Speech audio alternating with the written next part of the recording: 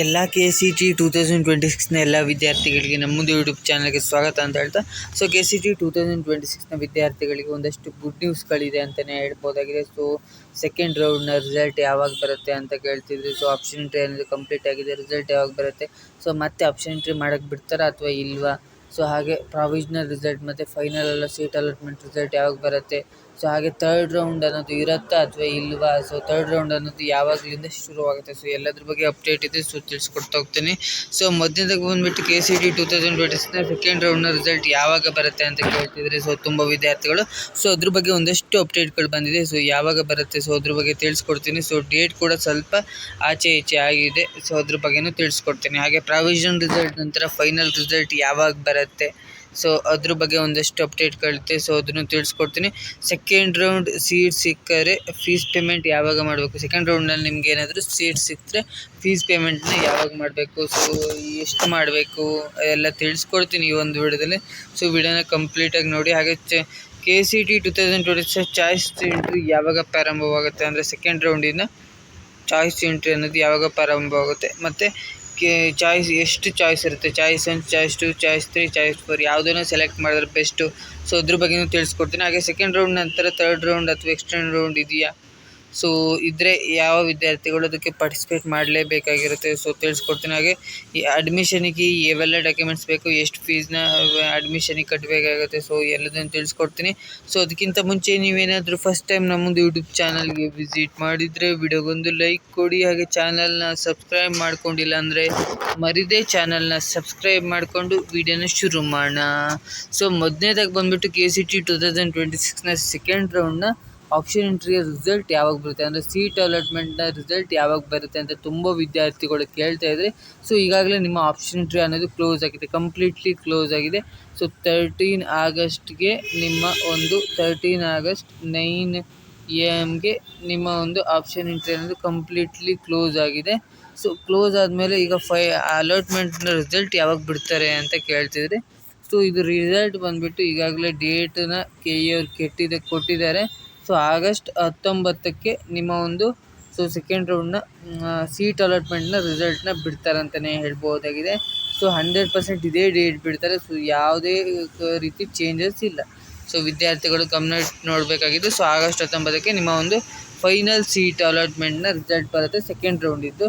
ಇನ್ನು provisional result ನಂತರ final seat allotment final result ಯಾವಾಗ ಬರುತ್ತೆ, ಪ್ರಾವಿಷನಲ್ ರಿಸಲ್ಟ್ ಬಂದುಬಿಟ್ಟು 18ಕ್ಕೆ ಬಿಡ್ತಾರೆ ಅಥವಾ 17ಕ್ಕೆ ಬಿಡ್ತಾರೆ. ನಿಮಗೆ 19ಕ್ಕೆ ಆಗಸ್ಟ್ 19ಕ್ಕೆ ಏನು ಬರುತ್ತೆ ಅಂದರೆ, ಆಗಸ್ಟ್ 19ಕ್ಕೆ ಫೈನಲ್ ಸೀಟ್ ಅಲಾಟ್ಮೆಂಟ್ನ ರಿಸಲ್ಟ್ ಅನ್ನೋದು ಬಿಡ್ತಾರಂತಲೇ ಹೇಳ್ಬೋದಾಗಿದೆ. ಟೆನ್ಷನ್ ಮಾಡ್ಕೊಳಕ್ಕೆ ಹೋಗ್ಬೇಡಿ. ಆದಷ್ಟು ಬೇಗ ಫೈನಲ್ ಸೀಟ್ ಅಲಾಟ್ಮೆಂಟ್ ರಿಸಲ್ಟ್ ಬರುತ್ತೆ. ನೀವೇನಾದರೂ ಕರೆಕ್ಟಾಗಿ ಆಪ್ಷನ್ ಎಂಟ್ರಿ ನಾನು ಆದಷ್ಟು ವೀಡಿಯೋದಲ್ಲಿ ಹೇಳಿದ್ದೀನಿ ಹೇಗೆ ಮಾಡಬೇಕಂತ. ಆ ಥರ ನೀವೇನಾದರೂ ಆಪ್ಷನ್ ಎಂಟ್ರಿ ಮಾಡಿದರೆ ನೀವು ಟೆನ್ಷನ್ ಮಾಡ್ಕೊಳೋದು ಬೇಡ. 100% ನಿಮಗೆ ಸೀಟ್ ಸಿಕ್ಕಿರುತ್ತೆ. ಅದ್ರ ಬಗ್ಗೆ ಯಾವುದೇ ರೀತಿ ಟೆನ್ಷನ್ ಮಾಡ್ಕೊಳ್ಳೋದು ಬೇಡ ವಿದ್ಯಾರ್ಥಿಗಳು. ಇನ್ನು ಸೆಕೆಂಡ್ ರೌಂಡ್ನಲ್ಲಿ ಸೀಟ್ ಸಿಕ್ಕರೆ ಫೀಸ್ ಪೇಮೆಂಟ್ ಯಾವಾಗ ಮಾಡಬೇಕು, ಎಷ್ಟು ಮಾಡಬೇಕು, ಹೌದು ಸೆಕೆಂಡ್ ರೌಂಡ್ನ ಸೀಟ್ ಸಿಕ್ತಾ ಅಂದರೆ ಸೆಕೆಂಡ್ ರೌಂಡ್ ಸೀಟ್ ಅಲಾಟ್ಮೆಂಟ್ನಲ್ಲಿ ನಿಮ್ಮ ಸೀಟ್ ಏನಾದರೂ ಅಲಾಟ್ಮೆಂಟ್ ಆಯಿತು ಅಂದರೆ ನಿಮಗೆ ಸೆಕೆಂಡ್ ರೌಂಡ್ನಲ್ಲಿ ಫೀಸ್ ಪೇಮೆಂಟ್ ಮಾಡೋಕ್ಕಿರುತ್ತೆ ಅಡ್ಮಿಷನ್ ಪ್ರೊಸೆಸ್ಗೆ. ಚಾಯ್ಸ್ 1, ಚಾಯ್ಸ್ 2, ಚಾಯ್ಸ್ 3, ಚಾಯ್ಸ್ 4ನ ಸೆಲೆಕ್ಟ್ ಮಾಡೋ ಟೈಮಲ್ಲಿ ನೀವು ಚಾಯ್ಸ್ 1ನ ಸೆಲೆಕ್ಟ್ ಮಾಡೋ ಟೈಮಲ್ಲಿ ಫೀಸ್ನ ಪೇಮೆಂಟ್ ಮಾಡೋಕ್ಕಿರುತ್ತೆ. ಎಷ್ಟು ಪೇಮೆಂಟ್ ಮಾಡಬೇಕಂದ್ರೆ 700 ಏನೋ ಪೇಮೆಂಟ್ ಮಾಡೋಕ್ಕಿರುತ್ತೆ. 700 ಪೇಮೆಂಟ್ ಮಾಡಿಬಿಟ್ಟು ನೀವು ಏನಂದರೆ ಚಾಯ್ಸ್ 1ನ ಸೆಲೆಕ್ಟ್ ಮಾಡಬೇಕಾಗಿರುತ್ತೆ ಅಥವಾ ಚಾಯ್ಸ್ 2ನ ಸೆಲೆಕ್ಟ್ ಮಾಡಬೇಕು. ಅದ್ರ ಬಗ್ಗೆ ತಿಳಿಸ್ಕೊಡ್ತೀನಿ ಚಾಯ್ಸಸ್ ಬಗ್ಗೆ ವಿಡಿಯೋ ಎಂಡಲ್ಲಿ.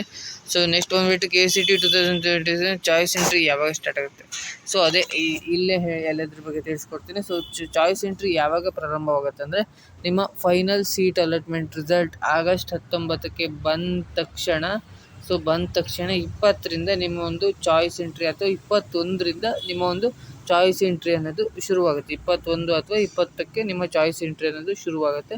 ಚಾಯ್ಸ್ ಎಂಟ್ರಿ ಶುರುವಾದಮೇಲೆ ಫಸ್ಟು ನಿಮಗೆ ಚಾಯ್ಸ್ 1 ಇರುತ್ತೆ ಅಥವಾ ಚಾಯ್ಸ್ 2 ಅಥವಾ ಚಾಯ್ಸ್ 3 ಅಥವಾ ಚಾಯ್ಸ್ 4 ತೋರಿಸ್ತಾ ಇರುತ್ತೆ. ನೀವೇನಾದರೂ ಚಾಯ್ಸ್ 1ನ ಸೆಲೆಕ್ಟ್ ಮಾಡಿದ್ರೆ ಏನಂದರೆ ನಿಮಗೆ ಸೀಟ್ ಸಿಕ್ಕಿರುತ್ತಲ್ಲ, ಆ ಸೀಟ್ ಓಕೆ ಅನಿಸಿ ಆ ಸೀಟ್ ಅದೇ ಕಾಲೇಜಿಗೆ ಜಾಯ್ನ್ ಆಗೋದ್ರೆ 1ನ ಸೆಲೆಕ್ಟ್ ಮಾಡಿಬಿಟ್ಟು ಫೀಸ್ನ ಪೇಮೆಂಟ್ ಮಾಡಿಬಿಟ್ಟು ನೀವು ಚಾಯ್ಸ್ ಎಂಟ್ರಿನ ಮಾಡಿದ್ರೆ ನೀವು ಅಡ್ಮಿಷನ್ ಮಾಡ್ಬೋದಾಗಿರುತ್ತೆ. ಇಲ್ಲಾದರೂ ಚಾಯ್ಸ್ 2ನ ಸೆಲೆಕ್ಟ್ ಮಾಡಿದ್ರೆ ನೀವು ಹೋಲ್ಡ್ ಮಾಡಿಕೊಂಡು ಸೆಕೆಂಡ್ ರೌಂಡ್ನಲ್ಲಿ ಸೀಟ್ ಸಿಕ್ಕಿರುತ್ತಲ್ಲ, ಅದನ್ನು ಹೋಲ್ಡ್ ಮಾಡಿಕೊಂಡು ನೀವು ಥರ್ಡ್ ರೌಂಡಿಗೆ ಪಾರ್ಟಿಸಿಪೇಟ್ ಮಾಡ್ಬೋದಾಗಿರುತ್ತೆ.